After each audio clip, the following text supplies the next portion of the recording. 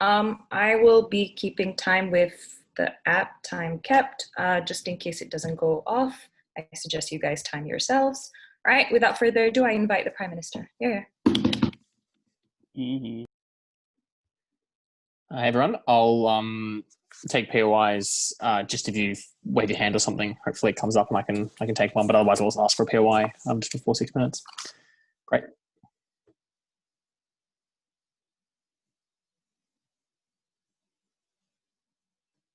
Thanks, Michel.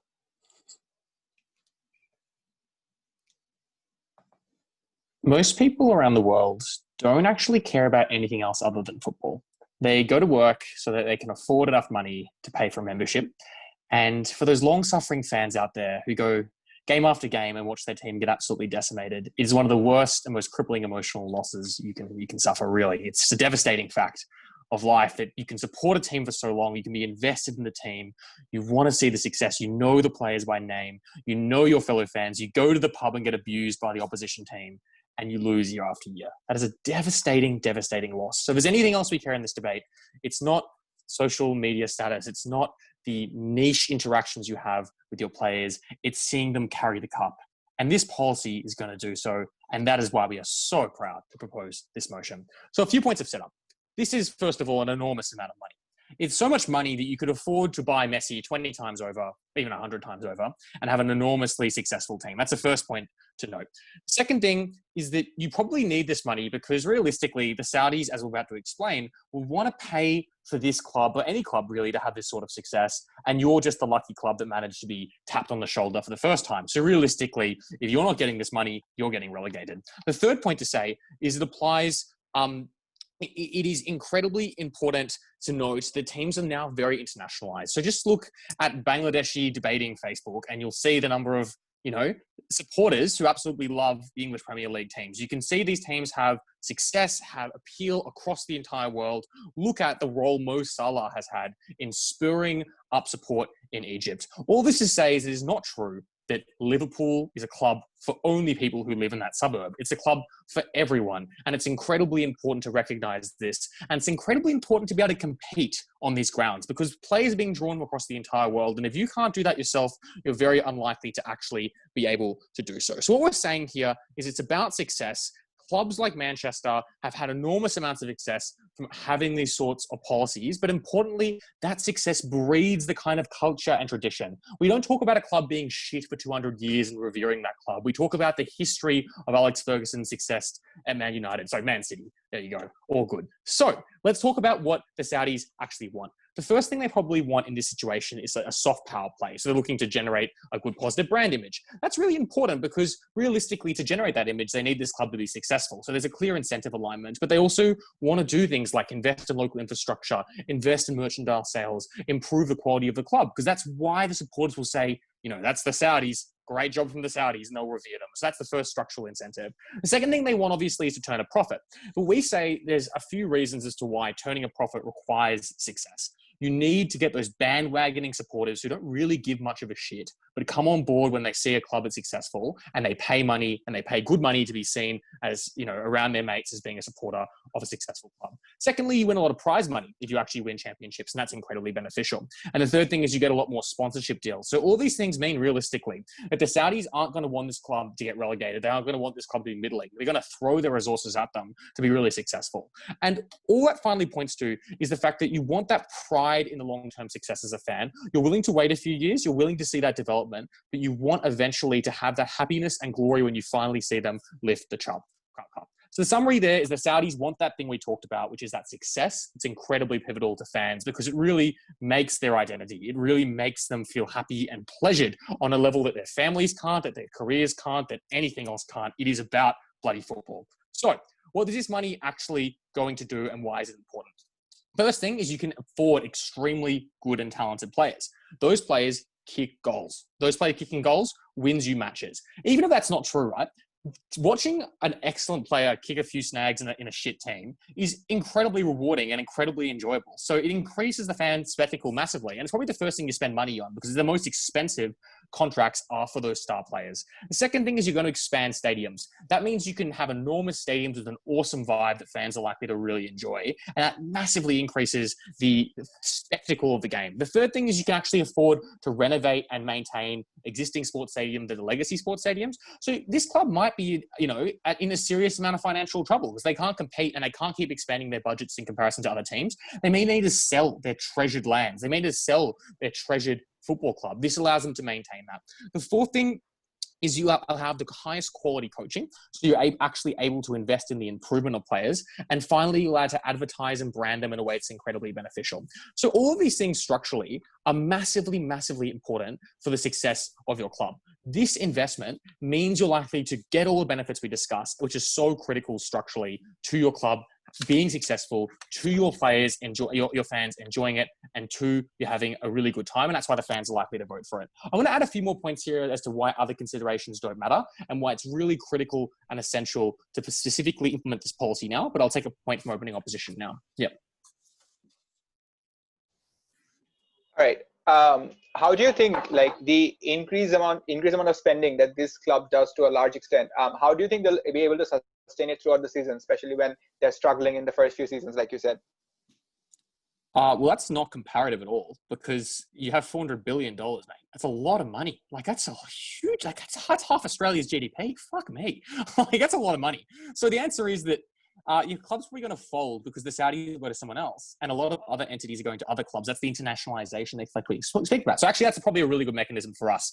You're likely to fold because you can't afford and keep up with other clubs, and there isn't really a harm to that. So let's talk about a few potential harms there could be. The first one is, the Saudis are evil.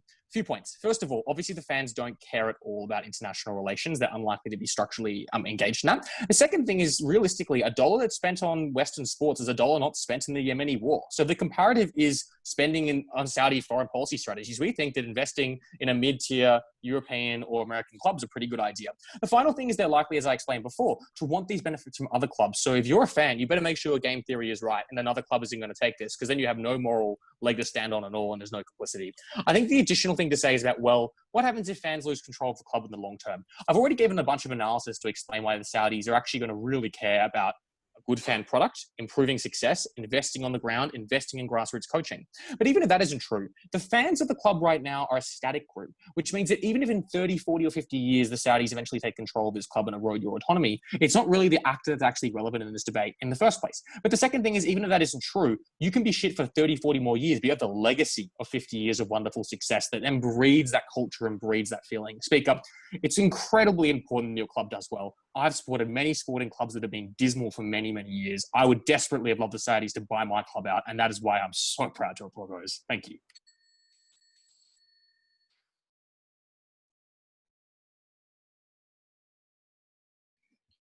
All right, thank you.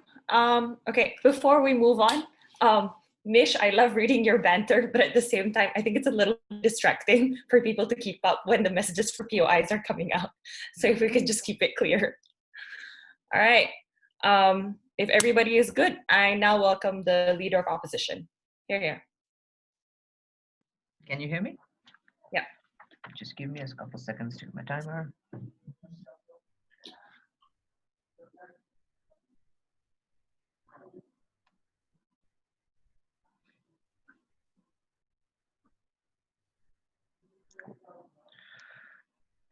Starting 3, 2, 1. Okay. Two things in my speech. Firstly, I'm going to argue why the success in the best case of the opening government is one which these fans would not prefer. I'll explain to you the actual incentives behind why fans support certain clubs and why those are immediately lost the point at which you allow this takeover. The second part is why the actual success is rather limited in a lot of cases and is not necessary. We think the marginal benefit of that success is not great on these clubs, and why we think that it is perfectly possible to sustain on our side. Before that, some pieces of clarification. I think that if it is the case that the extent to which the support for these clubs is so large across the entire globe, it would mean this is not a club that is suffering in any case, like the opening government would like to argue. I think if it is the case that the entire world supports your club because you have players like Messi or you have history like United, you're not someone who is desperately in need for money. Therefore, their benefits don't apply. In the case then that they actually have any benefits due to the money provided purely to these clubs, they must be clubs which are more prone to localized supporters, less to do with international supporters. I'll still engage why both of those are impacted negatively on our side, but that's a very important clarification to understand the way in which these fans actually respond. And the important takeaway from this is all they care about is not success. That is the key distinction. What do they then care about? I have 4 things to say here. I think the biggest part of this is that they care about the heritage and legacy associated with this club. That is what they care about deepest. Why is this the case? If you note, every single club across the English Premier League, be it the first, second, or third division, clubs which are primarily struggling, relegating throughout, still have a significant proportion of devoted fans. This is because these are individuals who are strongly linked to the locality in which those clubs are founded. For example, we see things like before like Etihad and like the Middle Eastern oil-rich individuals bought out Manchester City. People used to be proud of the fact that they are the city of Manchester. That's what is associated the stadium with. There was an element of national pride within it by itself. They have things like local clubs and pubs in which they have their club banter and they have their local culture surrounding those things. Third, it is often the case that your club is a part of your family and your own locality, where your local school like alumnus and heroes are people who graduated out and are now playing in those clubs and are representing someone that is proximate to you. These are your local heroes, where people like Alan Shearer, for example, are known as the Newcastle lad, because there's someone who has been through their academy and has been brought up within that system. Those are people that genuinely give you pride. Representation by them gives you happiness, even if you are not succeeding to a large extent. I would suggest that the point at which there is this kind of takeover, all of these elements of heritage are immediately overturned. This is for 4 reasons. Primarily because what you want as the PIF is to gain the highest degree of profit immediately. What does this then look like? It looks like you essentially removing the local players just to bring in a bunch of random international names who on paper are likely to be good, but are not people that the local fans directly associate with. That is the first thing which are likely to do. In the process of these kinds of groundbreaking changes, the types of things that you end up doing is try to make large scale immediate investments, like the POI asked that we asked to opening government, that you are likely to go into a lot of these investments without looking at the long-term consequence, which means that in a lot of instances, the cost of this actually renders in things like increase in cost of season tickets, where local fans cannot as easily access this anymore because you have to take on large amounts of money to just ensure that the club in itself is gaining returns by winning that championship, like they would like you to believe. Why do we think this incentive exists so strongly within the PIF?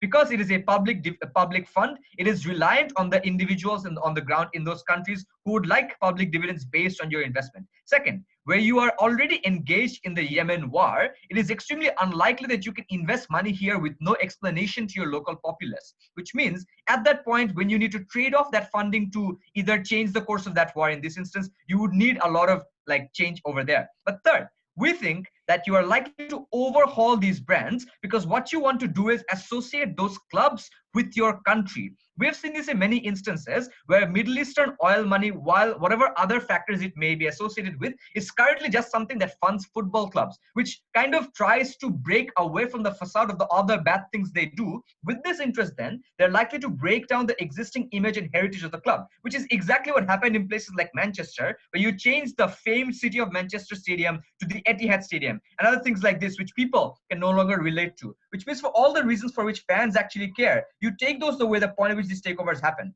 But the last thing that I would suggest is, and this is where we also engage with opening government, where they say fans don't care about what these countries do, I would suggest that they are made to care about these things because of the type of banter and competitiveness that exists within football, where you start doing really well, and at that point your fans come in and say, you guys won, but really, how do you compare the cost of your goal with the number of Yemeni children this tainted money has cost you? This causes a significant degree of internal dissonance and guilt, where even if you put on the shirt of your private club, you are no longer able to get any satisfaction because the vocalization of those emotions is what leaves you guilty. The comparison was, even if you were losing, you have all the other associations with pride and happiness that your club always was able to give to you. The loss of that is the biggest loss on these fans for all of those fronts, even if there is literally no increase in success. We've already won this debate. Before moving on, if CG has a point, I'll take one. Yes, Why do you think people choose which team to adore or fan in the first place? What is the main crux of the identity of particularly football fans?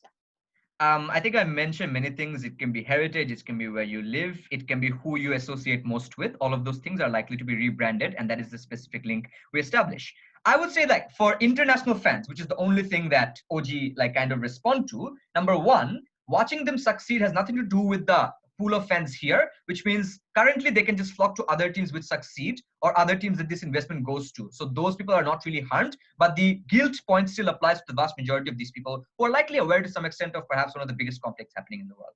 The last thing then is about whether these clubs actually succeed. There's two ways in which they do. Number one, there are often a lot of local sponsors because of the amount of popularity that these clubs often have among the people, which is immediately lost the point at which you have this kind of takeovers. Number two, a lot of times some of the fans' ownership is allowed in clubs where fans are directly able to invest in their clubs and actually ensure that they are running. Number three, there's the possibility of smaller versions of takeovers which are not subject to the revamping or the goals that the PIF essentially hold. But second of all, they are more prone to long-term good because they often invest more heavily in youth clubs and local schools where they're actively scouting out people from the local population, where they have a constant stream of individuals coming in and maintaining a standard within the club. These are things which exist in any case on our side, but are things which are actively divested from on government because they want immediate returns as opposed to short-term return from legacy created by youth, which means you don't have a sustainable club. At any point, even if it does succeed, there is no use of it. Very glad to oppose.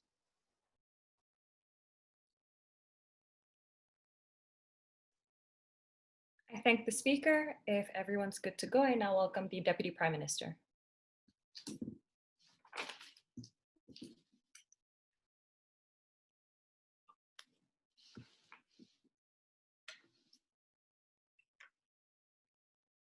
Sorry, just give me a sec. Can everyone hear me? Hang on, let me mute Connor 1 second.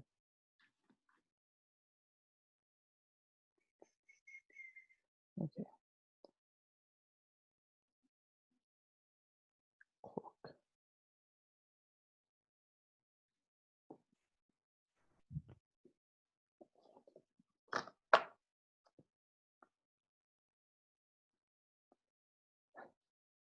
Beyond the flagrance of OG's lies, or OO's lies rather, which they know themselves being fans, I'm going to go through the different types of fans which exist in the Premier League, why their incentives are actually aligned with our case, and address the dismal lack of response that comes truly from OO. Firstly, maybe you're a diehard fan, in which case you care about the nostalgia, you care about the heritage.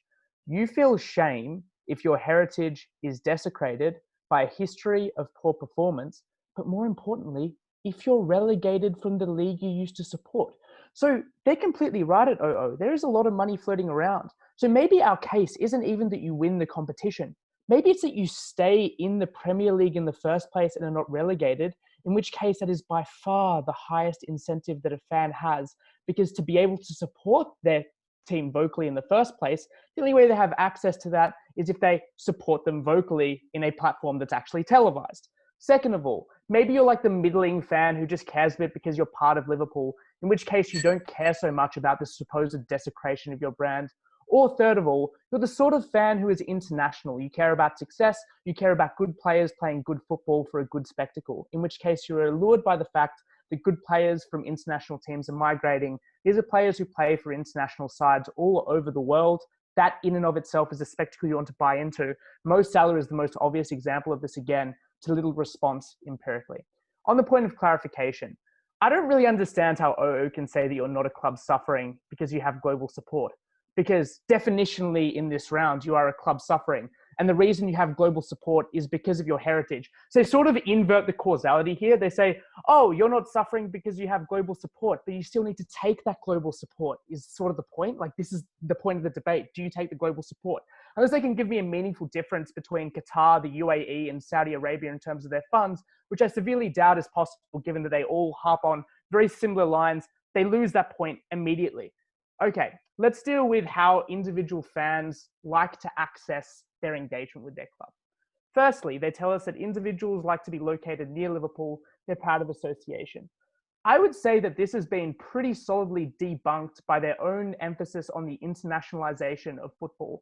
That is to say, most people who used to live in Liverpool no longer live in Liverpool, i.e. even if you were a Liverpudlian in the first place, you probably moved to Manchester, you probably moved to London, you don't even exist within the same locale. There is massive change and fluctuation within individual locales. So this argument literally does not make sense in the context, one, of internal changes domestically, and second of all, more importantly, internationalization of those teams, which has already occurred. So this is an a priori debate where we're lamenting the existence of globalization writ large. You're an individual actor within a system which is already internationalized, within a system which already buys international players and has already redefined what it means to be a patriot of that club in virtue of that fact. That is, Man United didn't sit back and say, damn, we've been bought out by the Gulf, therefore we're going to throw our hands up and never like our club again. They redefined it in spite of the circumstances. You're coming after some of the biggest clubs have already gone through this transition. That's a necessary piece of context that they can't just sunder themselves from in this debate convenient. But second of all, you care about the heritage. You care about the heritage because that heritage is one of success.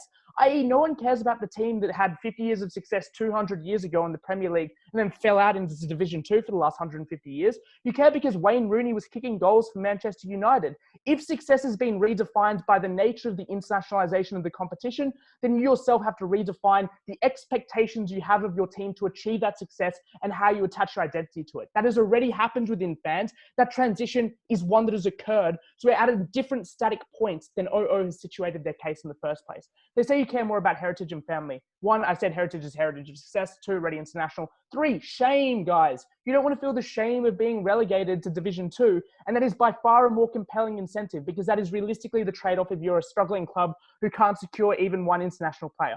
Third of all, they say, I would just say that like nativism is bad for fans. And this is a very basic point, that Messi was almost excluded from the FC Barcelona when he originally arrived because of the Catalan culture and the fact that they didn't want to have someone from another country who wasn't part of the Catalan clique. So you meaningfully would have had less attachment to these very players that they now hinge their identity on. And this probably testifies the most to how fluid these sporting identities are and how contingent they are on success and good players who you go to watch week in, week out. On funding incentives, they tell us that Saudi Arabia is public, therefore you want success and you're going to prioritize that over heritage, without acknowledging that the meaning of the buyout for Saudi Arabia is to capture a bit of heritage for themselves. This is a bit like saying, like the entirety of the value of Saudi Arabia buying a brand is the brand. If the brand is predicated on heritage, history, of having some sort of local influence, then you're still going to try to maintain those aspects while expanding it beyond that. That is to say, if you're Saudi Arabia and you honestly think fans care and they retract their money if you do a hostile takeover, then you're quite laissez-faire about the way you operate. And this has been the case for Manchester United. No one talks about the explicit person who's funding Manchester United. They talk about the individuals who are running the team. They talk about the coach. They talk about the manager. They talk about the players who are being recruited. Because at the end of the day, when it's normalized across the entirety of the sporting system, which is again the fundamental assumption that OO are missing, then this becomes the norm from which people operate and their assumptions are recalibrated. So again, that piece of contextualization in and of itself deletes OO, and it's too late for them to try to come back from that later. Second of all, the brand deal of the Emirates has literally nothing to do with the Saudis. That is a tidbit just because it annoyed me because it was a misnomer. Lastly, Saudis are empirically laissez-faire because of the very incentives that Connor gave you to no response. They want to be the bastions of success, and the success is that heritage. They do not want any form of ire from the fans because that means you have less of a turnout on game day, like on a very basic level. The fans are still local. So lastly, you don't want to lose your goodwill. That is to say that you want to be known as the team which revived the heritage and all the tradition of a team. You don't want to renovate them completely, because to renovate them is to lose the value of buying out that club in the first place and the soft power it represents. That is, if you renovate and puritize the team, that's not a word, but if you anesthetize, that's also not the word I'm looking for. You know what I mean? If you clear the team of all of its character and it becomes insipid, then no one cares about it as a brand in and of itself. They don't care about the players unless you build such success that it becomes compelling. Lastly, on local investment and population, this is like a complete misnomer. If you're a struggling club, I don't know what you're investing into local communities. But second of all, Saudi Arabia have the best incentives to engage in local populations to make sure that they is a faithful crowd that turns up week in, week out, and also to ensure that there's development locally so they have to spend less on recruiting international players. That's also within their incentive structure. At the end of this debate, there's a misunderstanding about what point in history we are situated in the development of soccer. we're the only ones who give you a complete account of the internationalization that's already occurred and how you adapt to that and the fluidity of that sporting identity.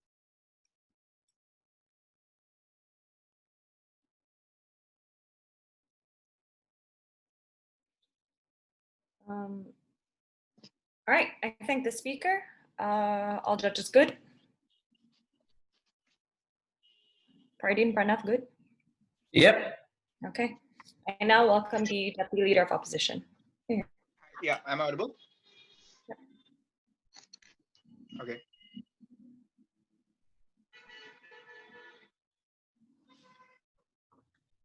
All right.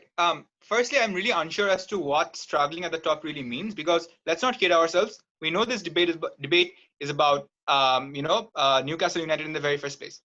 Firstly, the reason I want to tell this is because I think they paint an apocalyptic scenario where the only alternative is that this club, if without public investment funding, if it doesn't exist, it is completely done for. See, the thing is, the comparative is that would be true if they were buying a club like Birmingham City or Luton Town or Shrewsbury United, which basically has a capacity of like 1,200 people in their stadium, or it has a like really small fan base in the very first place. The very fact that, number one, this is a team that has sustained in the Premier League for a long, long time, but also that as the Saudi Arabian Public Investment Fund, you will not want to buy a club that basically has 1,500 fans, because that basically means you're not going to get any tickets whatsoever, which means that this is a club that is finding it hard to like win at the top, but doesn't necessarily mean they're an absolute pile of shit, because then the Saudis don't have any reason to buy a club in like Bangladesh, because they know that that club is never ever going to give them the returns that are there. So please reach a middle ground in terms of what this club looks like and what is the alternative if this club then doesn't really go away.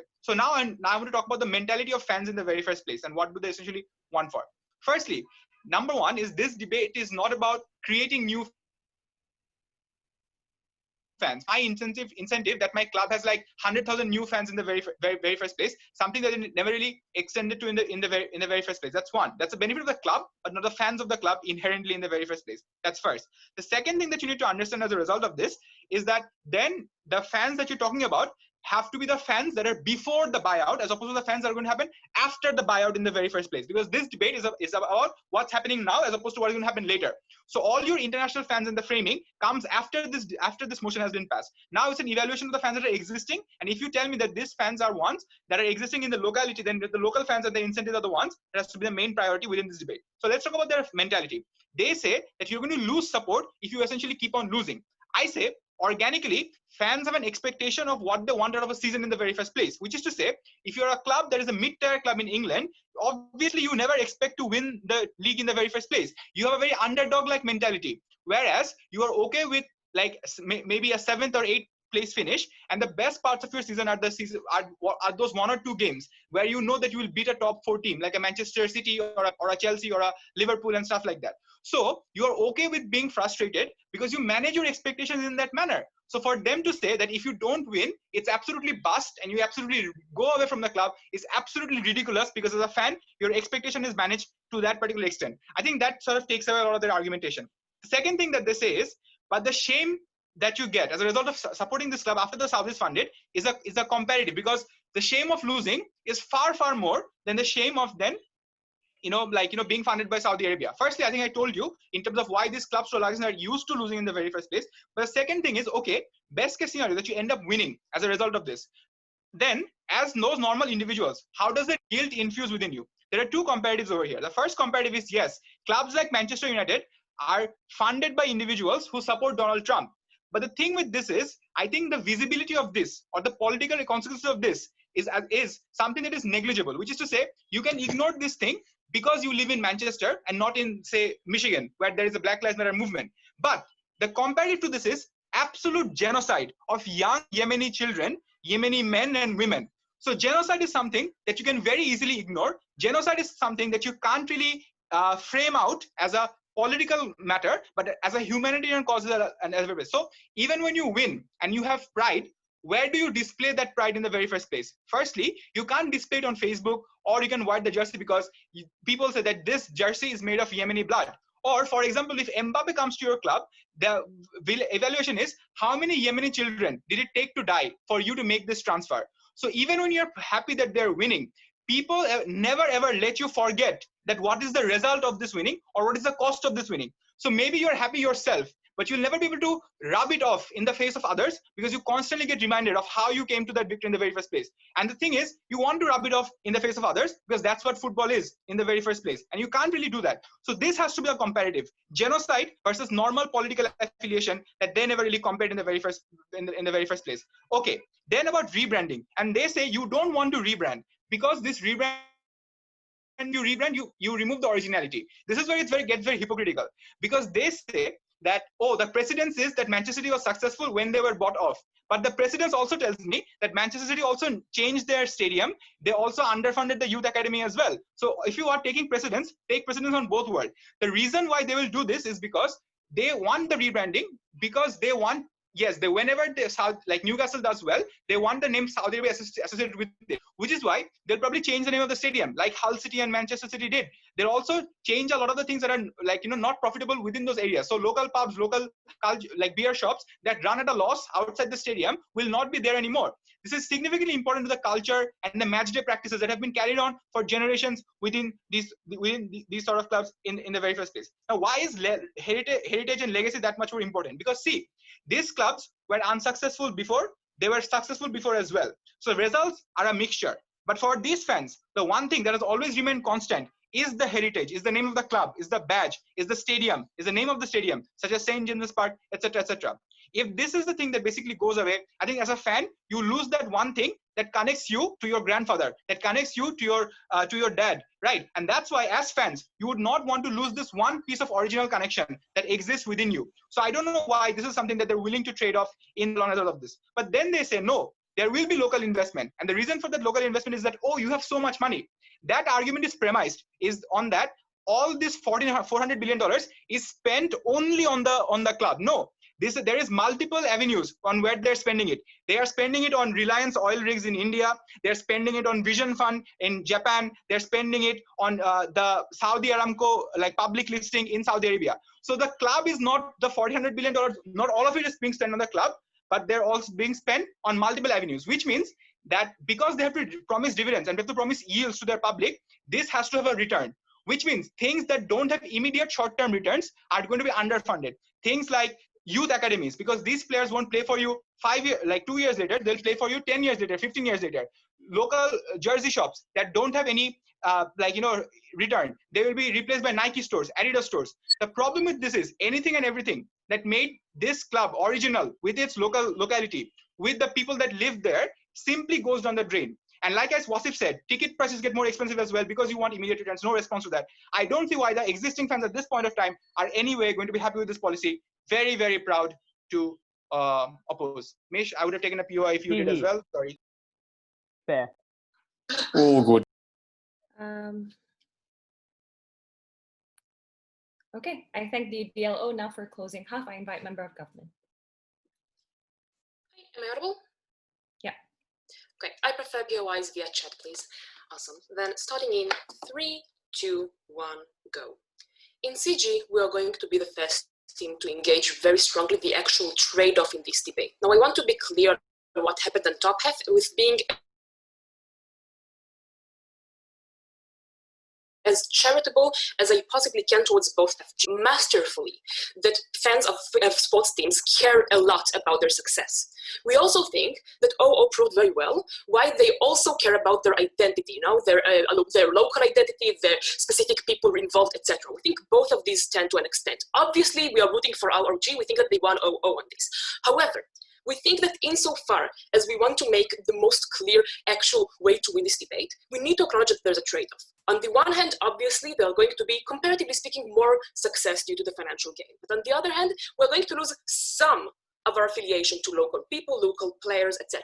Meaning that the main question now is, which is more important? Again, not like OG proved, which is important, but which is comparatively more important. I'm going to do just exactly that in my speech, proving why specifically the most important thing for identity, comparatively speaking, is success rather than local identity. Most of the rebuttal will be integrated, but before that, just a few points of external rebuttal. Firstly, to the entire point about the moral claim here, that there is abuse happening in Saudi Arabia, etc. We want to argue through things. Firstly, We think that this is something that, unfortunately, in the real world, most people don't really care about. Not only football fans, but generally, most of us use iPhones despite knowing that they were produced in sweatshops in China and abuse of human rights. Most of us buy Nike despite knowing that child slavery was involved in it. We think that also specifically, this particular moral stake is even lower than in general, because note, unlike when we buy produce from another country, when we give them money that is then used to abuse rights, they give money to us. We are not even complicit in this case. This is only a symbolic thing that was never analyzed by OO. I don't know why I care about Saudi Arabia having less money that they could usually use otherwise to actually abuse more human rights. So we really don't get why this either is an incentive or why this is something that is really so morally abysmal. With that in mind, let's get to the actual analysis. Firstly, 4 reasons why we think that as fans of sports teams, we care more about our success rather than the local identity. Firstly, note how it is likely that we have created group mentality throughout the year. What does it mean? Most of us as fans can think that we have something to contribute. We'd like to believe that. We rationalize it to ourselves, right? It makes almost no sense to cheer or mock someone else or ridicule them for adoring their own team when obviously you didn't have anything direct to contribute, right? We are not the ones like kicking the balls. We are just in the audience. Meaning that it is likely that we have made a collective perception of what success is. We do not assign it to a specific player, but rather to the team. As long as the team succeeds, that's all that matters to the identity, rather than who is the individual player at hand. We think that it is likely because I have the incentive to believe that what is important is the success of a team, which I also contributed to, rather than wanting to believe that someone else did all the work and I'm just have been lucky enough to be born in the right area, right? So we think this is one reason. Secondly, we think that insofar as both sides of this debate agree that these are international teams, it means that we have had to undergo throughout the years a lot of rationalization and explanations for the team himself about why we are all in this together, regardless of locality. It is in the direct incentive of the PR advisors or whatever of these teams to not focus so much of their local identity, seeing as they want to cater to the international audience, meaning that we have probably learned throughout the year that we should accept all different fans because the fan base is so large that it has to be diverse. It cannot be like homogeneous. When you have so many fans, then you are likely to think that it is not about our locality, our identity, or anything like that, but just adoring the rightly meritocratic winning team that was published to us and we were educated to believe it is important. Thirdly, because we needed to justify very often in our life why we adore specifically this team, because no, this is a competitive field and one that we also know tends to have a lot of bad blood running in it, right? The teams tend to mock and ridicule one another when they lose, right? We see football fans like chanting songs that are trying to ridicule the fans of the losing team. We think that specifically what happened is, A, you needed to justify why your team is the best. And the best possible way in which you could have probably done it is to show, just look at their stats, look at their record. They have won so much, meaning that you have internalized in yourself the perception that what is important is winning more than anything else. Especially when if you adore such a popular team, it is likely that you have already been accused in the past that you are indeed a sellout. And you needed to justify why being a sellout or why being funded is not as important as winning. So you needed to internalize why it is likely to be important. For all those reasons, we think your identity is mainly based around success. Now, opposition does give a challenge to this of saying, but you are successful enough. You are not begging for money. Fair enough. We are not contingent on saying that the team will completely fall apart. What we need to show here is that they are gaining comparatively less success for this to be devastating. Before I get to explain why this is the case, I'd love to hear CO's extension. CO doesn't wish to engage. OO. Okay, sure. Okay. CO. So what is the proof that we'll get no funding on our side? Again, okay, I'm just getting to this. We don't argue that we will get no funding. This is not our burden in this debate. 3 comparative reasons why we are going to get comparatively much less success that is detrimental to our identity. Firstly, because once we have already reached a very high bar in a successful team, the expenses are just higher than they've been before. Messi today takes higher salary than he did when he started his career. The more successful the team has become, just to maintain the same level of success, we need more and more money. Secondly, because if we are such a high bar team, we need to compete very high bar teams on the other side, right? It is not enough to be good. It is not enough to have money. You need to have more money. Because if the other team, like Barcelona versus Madrid, is also also very, very funded, and you are less funded than them, you are going to lose, because losing is a comparative question. It is not enough to be funded in general. You need to be more funded than the other team. Thirdly, because you have a very high bar to maintain, because throughout the years, you have consisted the entirety of your identity around being the best team, right?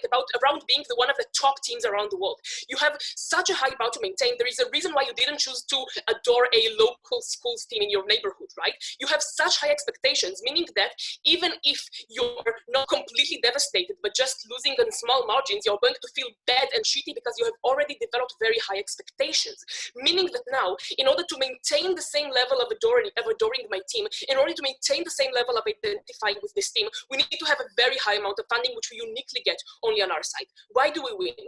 Two reasons. Firstly, because we are not contingent on the team completely falling apart. We show why even if only on comparative we are slightly less successful, it is enough to win the debate. But secondly, because we actually engage the trade-off and show why comparatively we care more about success than anything else, beg you to propose.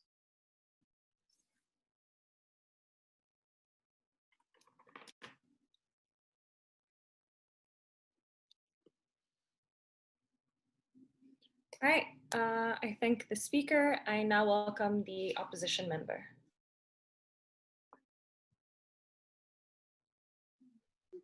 Okay, am I audible? Yeah. All right.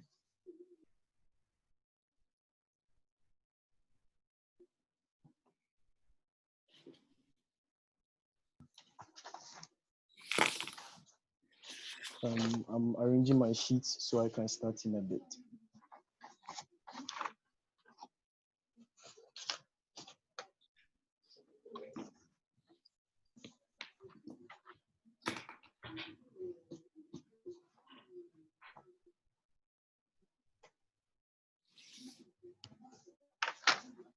Okay, so I'll be paying attention to the chat space. If you have any POI, kindly type out POI and I would see and accept you when I wish to. But I hope I'm audible, so I start my speech. Yeah. And I'll be glad if the panel can indicate when I'm in my first minute, when I'm in my 6th minute, so I can time myself. Yeah. Were you able to hear the bell earlier on? Yes, I was. Okay, so starting in 3, 2, 1. The comparative in this debate is not between investment and no investment. It's between Saudi investment and other alternative investments. What we reject specifically from CEO, especially from the motion in principle, is specifically funds from Saudi Arabia. Because the motion says the club needs the money, but it doesn't say that the club is restricted to only Saudi investment. That is the reason why both CG and OG fail on the comparative, right? But the distinction between our team and opening opposition is that after my case, you realize that we hit the crust of the debate more than they do, right? But because there are alternative funding sources. Example, private Western billionaires like Liverpool has Fenway from America and Man United has E and the Glazer family funding them, right?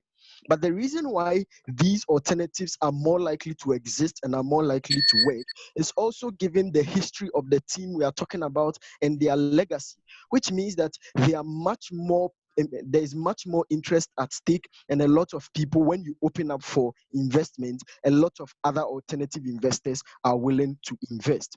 So we agree with Govbench that funds are happy when performance is boosted and clubs start winning. But we get this in our world because we still have alternative sources of funding like private Western billionaires. And so we still get money to improve our infrastructure, to buy more players and start winning.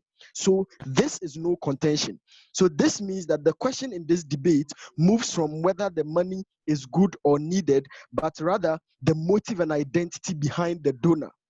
Second thing is that the community-based nature of these football clubs is one that establishes football as an identity for people within that community due to all the major enthusiastic reasons that OG talks about, like their source of happiness for people to commit so much to football, fulfillment, and find it as an identity that they partake in. But even on the international front, the strong fans are ones that feed into and strongly value the identity of the club as a whole. So the Western identity is one that values democracy, human rights, justice, and these are values that the supporters of these clubs always speak up against, which is exactly what Saudi Arabia does in the Middle East. And so the fans supporting this is giving Saudi Arabia an avenue to whitewash their image and reduce their attention on their human rights abuses, which is counterintuitive to the fans and their individual efforts of speaking up against and joining major social campaigns to fight against the global human rights abuses that exist within these states. But secondly, football has gradually evolved to become an avenue to fight for social campaigns. That's how come you've seen some football players like Rashford fighting for the poor within the UK. You've seen a lot of football stages used to fight against oppression like Black Lives Matter, etc. That tells you that we need to move towards a world where football embodies these things. The showed within the motion connotes a moral responsibility on fans to take a stance and make a decision.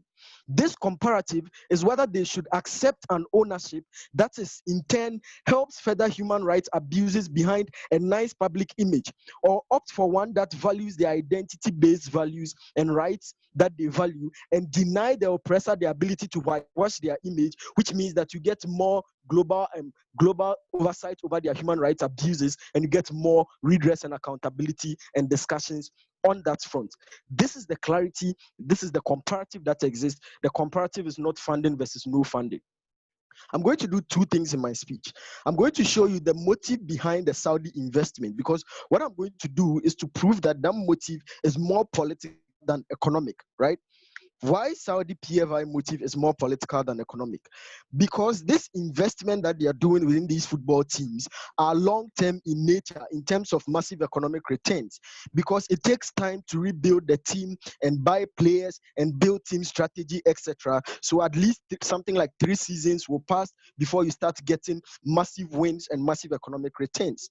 But secondly, even in instances where you build up a team completely and you start winning is not always constant due to the arbitrary nature of football. Example, Barcelona and Roma within the Champions League quarterfinal, everybody thought Barcelona will win. That tells you that winning in itself is not constant and not always assured, right? This means that economic returns is not clearly proven on their side. But also there are more faster ways and more assured means of economic returns, like investment in oil, stock market investments, etc. This tells you not only that the motive is less economic and more political because there are more areas to invest if you want massive economic returns. But secondly, this also engages their argument that it means that this money is going to be used to continue perpetuating human rights abuses. Ultimately, if you claim their motive is more economic, this money would be used in investing in other areas, right? Now, let's look at the nature of the political incentive and why that is bad, hence the rejection. First thing, the nature of the political incentive is a political motive to whitewash the image of Saudi Arabia and enhance their soft power. Before I move on to this massive case, let me take a POI from CG. Insofar as you talked about a lot of our benefits not being unique, please note that most of the soft power Saudi Arabia gets is not from football, but they have so many other avenues they invest in, including local media. We just think that the delta on the moral claim, even if we care about it, is marginal. Exactly. Now, this debate questions whether we should expand the reach for which they have access to whitewashing their image. Because we think if they have a discussion about the local media, we'll still reject it. We don't think this debate is about the local media. It's about football and whether we should give them another avenue to expand the whitewashing of their image, right? So 2 things under this. First of all, Saudi owners can affect recruitment and major decisions within the club and gradually reshape the identity of the club, because most clubs are not mere football clubs but representation of brand identities, right? So you have the team fronting a more accepting nature of Saudi Arabia, both locally and internationally. And this is the comparative engagement to their international case, because human rights abuses is not just a local issue of the West.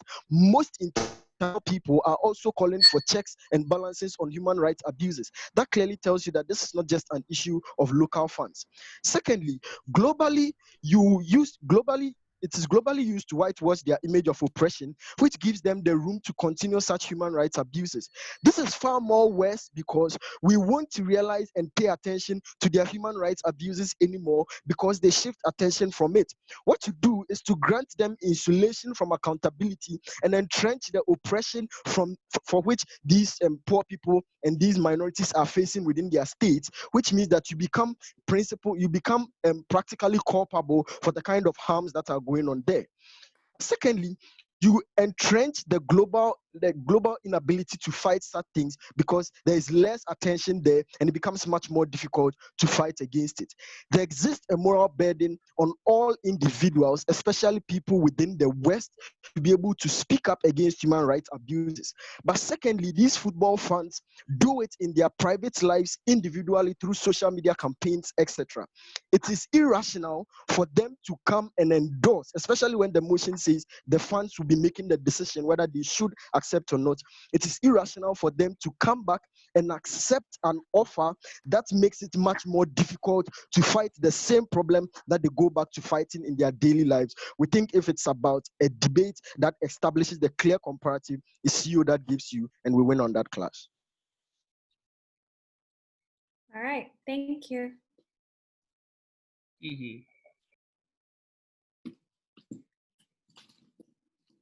All right, I thank that speaker. I now welcome the government whip. Am I audible? Yeah. I would like POIs in the chat, please. 3, 2, 1, go. Okay, panel. Before I get into my weighing of this debate, where I explain specifically why the mechanisms Hadar presents to you wins on the clash in terms of why we win, why we beat the trade-off, why we win the trade-off and thereby break the symmetry that exists in top half. I'm first going to do some extraneous rebuttal to what we just heard, and also one point to opening opposition that's still kind of there. Let's first start with the OO, just to have the order right. So what OO tells us at the very end of DLO is this idea that also, if Saudi Arabia invests, this will also make paraphernalia and tickets and the like more expensive for the average fan. Here are several responses to this. First of all, we think that the economic model of sports is largely based on sponsorships far more than ticket prices, so we don't necessarily think Saudi Arabia is going to increase the ticket prices, especially given that this is a advertising business for them, so they want actually as many eyeballs as possible on the product. So we don't think that's particularly likely. Secondly, we think that also, just in terms of the sponsorship fee that they get from Saudi Arabia, they are no longer as reliant on getting money from those tickets, and at that point, actually, it's more likely prices of tickets and paraphernalia is going to go down.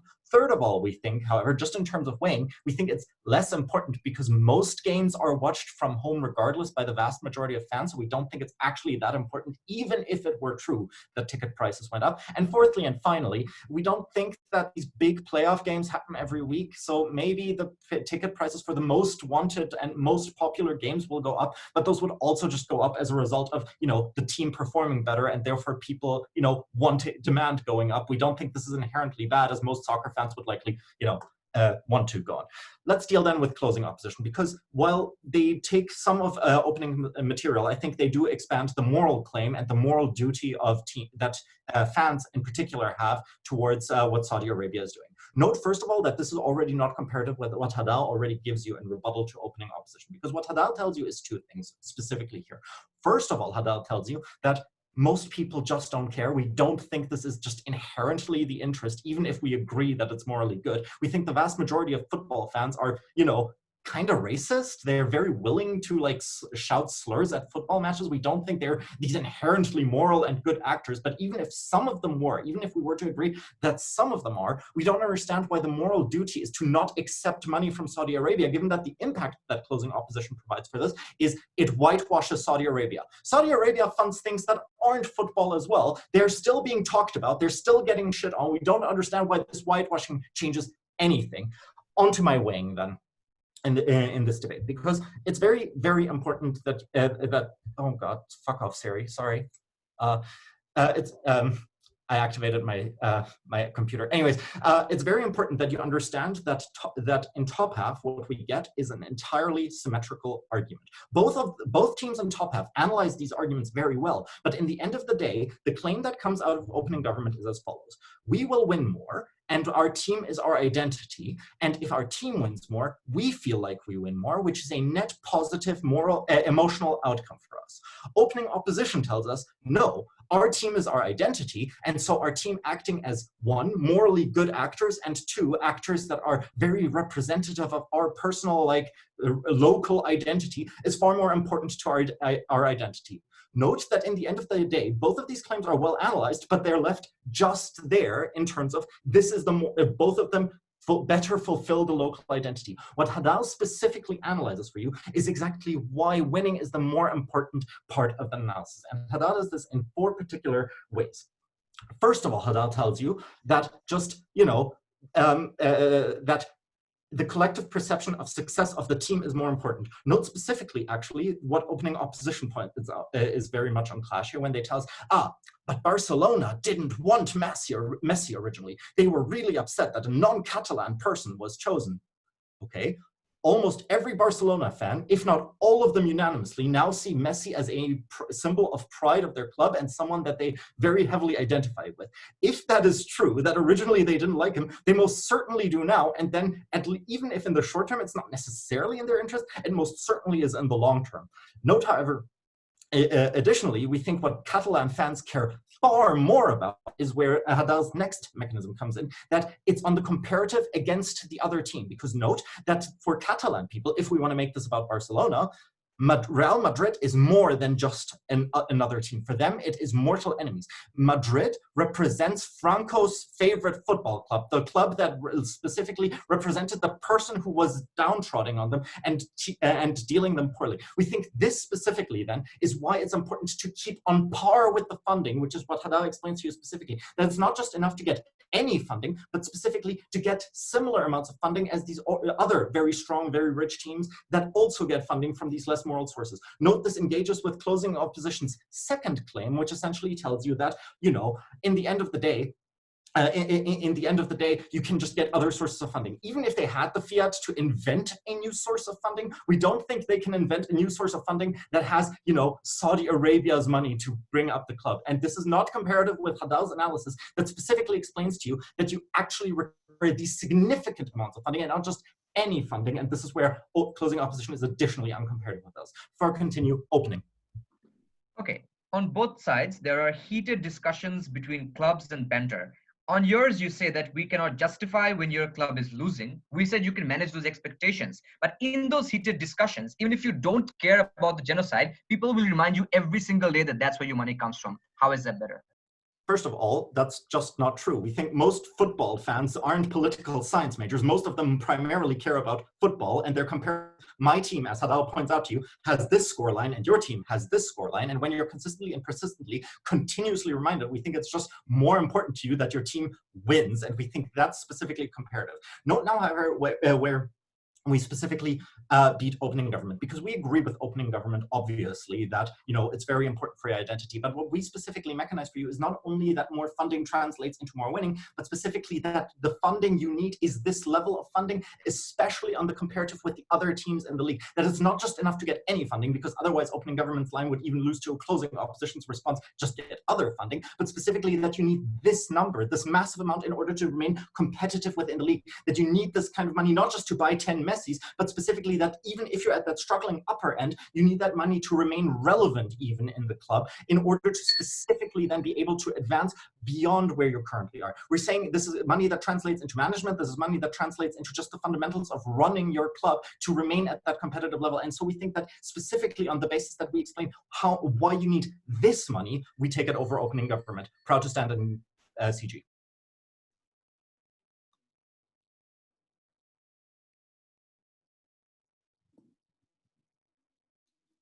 I thank the speaker. I now welcome the opposition with.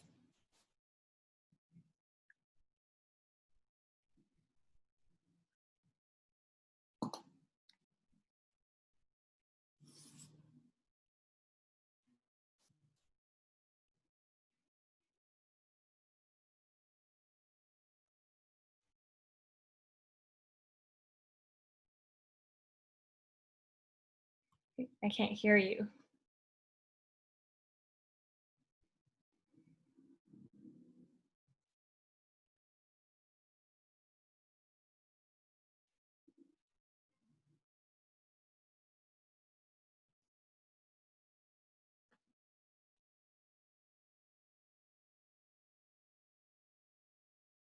Can other people hear the speaker? No.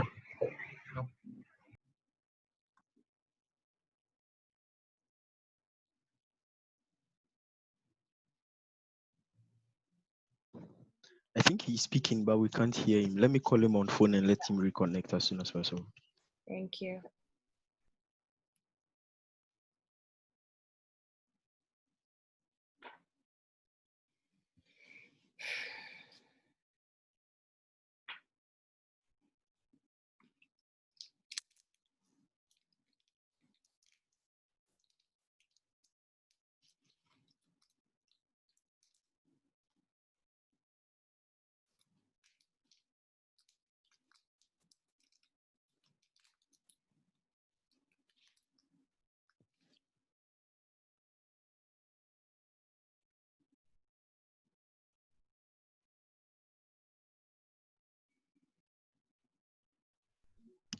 Okay, so I called him. He's reconnecting, so he starts his speech.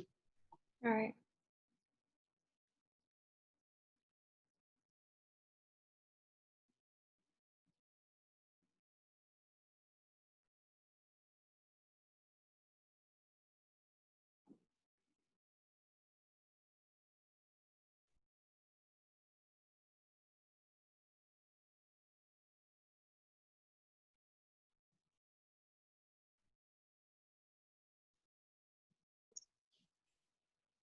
Can you hear me now, please?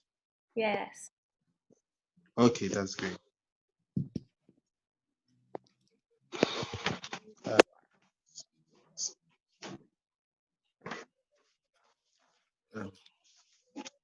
Maybe my sheets.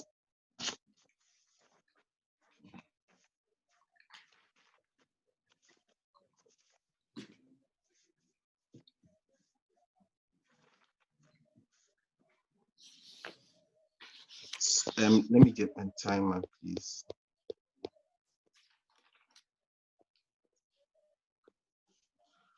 All right.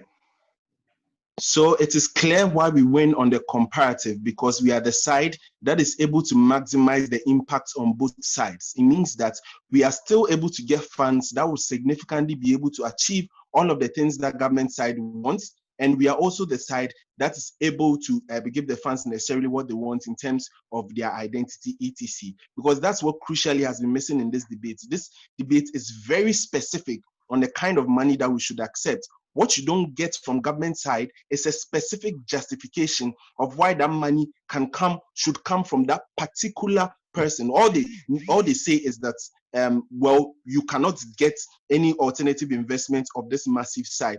First of all, they don't prove that. There's no analysis to show why we can't get alternative investments that gives us that amount of money. But in my further analysis, I'll show you why this success is limited by the political motives that these individuals represent. But secondly, we think the trade-off is better, right? Because significantly, this club is doing well to an extent. And if we can be able to get a number of investments, we think we can be able to achieve relative success, especially per the metric which OG sets for us to say that you don't necessarily need to win championships. It's about staying within the Premier League. We don't think then you need that Saudi money, because even PSG, which is sponsored by Qatar, which has massive funds, has still not won the Champions League, which is much coveted, right? So on that comparative, we win. But two things are analyzed in this debate. I'll show you why do fans care. Why do fans care about the specific kind of investment they get, which directly engages CG? And I'll tell you why the political motives necessarily hinders that form of investment. The first thing you need to note is that the sports is undergoing a social evolution. That is the integration of high valued social values into sports. Like, for example, at the crust of sports, you have fairness, right? This fairness has to transition not just within the club, but from outside it and how fans engage with it. So, for example, racism in sports is now being tackled. People who make racist comments on social media are now banned from stadiums and are now being held accountable. For example, when the Premier League resumed, you have players kneeling down in respect of the Black Lives Matter movement and the abuses which was going on the Black minority in USA. But the second example you need to note is that specifically with this motion, you had the girlfriend of Khashoggi. Khashoggi was killed by the Saudi Arabian government. The girlfriend of Khashoggi writing an open letter to the fans to be able to boycott this investment because they are the only ones who have that kind of power. Therefore, it is ridiculous to say that fans do not care. Many more examples. Customers have begun to care and question brands. How much child labor was used? There's an index that's been created. We are boycotting products. Fashion brands like Louis Vuitton has come out severally to apologize for the very times in which they abuse child labor. That we have the criticism of Nike and how some of the athletes terminated their contracts when they realized that Nike was not treating its women fairly and they were called out. You cannot escape the idea that corporations and then football is beginning to hold fans are beginning to hold football and corporations accountable for social issues. It is known. So, for example, what they say now is that Saudi Arabia has other forms of influence, but recognize that after the killing of Khashoggi, there was a boycott of the Davos conference. It means that this is a reaction that is in full force, was in full fruition. We don't need to prove why all of the other sectors need to be banned. We are having a specific debate in this instance. Even then, we still win. But then what you get from our extension is the most impact. Why? Because Andrews proves to you that the motive of the takeover is clear. It is necessarily not economic, as they themselves allude on their side, but it's to establish a certain political leverage within those communities. He explained within those communities and nations. He explained to you that this will mean that most of them will be able to escape sanctioning because then they are too big to fail. That means that there's less accountability and there's more pandering of these Western nations. It means their interventions in Saudi Arabia and other countries in which they oppress would be limited. But the second reason why they should care about this is because then the stability of investment is restricted, because if you have that friction between the Western powers and these countries, it means that your ability to be able to progress as a club is hindered. Several examples: US's restriction of Chinese investments. For example, UK limited Abramovich from traveling into the UK after it was suspected to be condoning the killing of Russian spies on the UK soil. It meant that Chelsea within that time could not sign a lot of players even after the transfer ban was reduced. That's why we didn't appeal the transfer ban, which was very silly on our part. But then what this also does is that, for example, Man City has had a ban recently, which meant it could not participate in the Champions League. So relatively, your success is hindered by the very actions of these owners. You cannot say that these guys have zero impact on the club. So comparatively on our side, you have success, even if we concede that it is not of the magnitude which these guys point to us. We say that you have it better and you remove all of these problems like these bans which necessarily come and etc. We think Man City has been able to escape with a bribe now, but this cannot go on forever. That friction will go on. But the second impact that it has on their case is their talk of their appeal to international fans. Fans are beginning to get concerned. For example, in Ghana, after we realized how Qatar treated some Ghanaian laborers over there, we are willing to have nothing to do with them. So because of that, there's a huge hatred of PSG within the local circuits over here. Fans care about what brand they are being associated with. It means that they are no longer going to buy the souvenirs which you put out there. It means you are not able to grow those brands. Even for the players themselves, players are now refusing to play against certain teams which are sponsored by gas from the Russian company. Mkhitaryan refused to travel to play the UEFA League finals. It means that all of these have a specific impact on the club, which these guys cannot run away from. But the valued impact you get from our side is this. OO limited these debates to a banter between football fans, right? But we say that fans must be able to sustain the principles that uphold their existence, i.e. democracy, and they have a moral obligation in furthering them. But then, more importantly, they have an obligation to the club in how their investment is necessarily fettered or progressed. In as much as we prove to you that the very political motives and interests of these individuals are able to hinder the club to a huge extent, then you cannot say that fans should not care about it. So this debate majorly has been missed, right? It's about that specific Saudi investment. There's no analysis on their side to show as why specifically Saudi Arabia's investments should be prioritized above everything. We still give you mechanisms by which you can get more investments like Western corporations, because these clubs, we assume, are already successful to a degree, but dwindling means these are steady investments that people will be willing to take. It means people are willing to invest in these things. We win from closing opposition exclusively.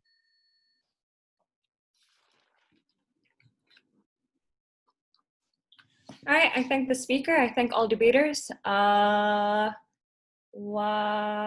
do the debaters leave?